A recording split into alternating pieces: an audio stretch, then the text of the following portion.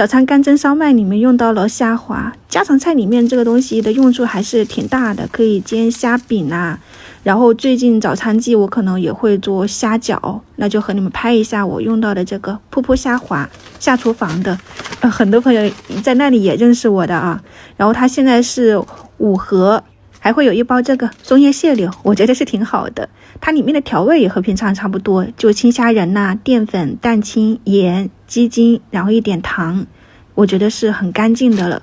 口感我没有办法和你们形容，因为我是吃不了的，最主要是给2姐妹备的哈。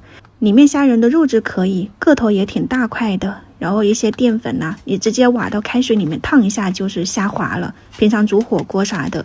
这个松叶蟹柳的话呢，你只需要放到开水锅里面烫个1分钟直接吃，或者是放冷了以后做凉拌菜，拌到沙拉里面。早餐你也可以划一个鸡蛋在里面，夹到三明治里面，都挺不错的。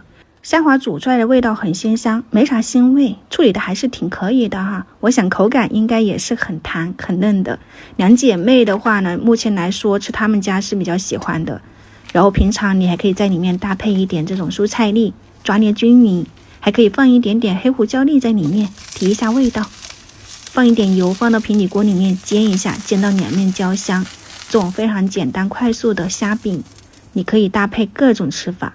如果你也喜欢，刚好家里面缺这个虾滑，各方面都合适，那你也可以尝试一下。最近有点打扰大家了哈，非常抱歉，晚上再见，拜拜。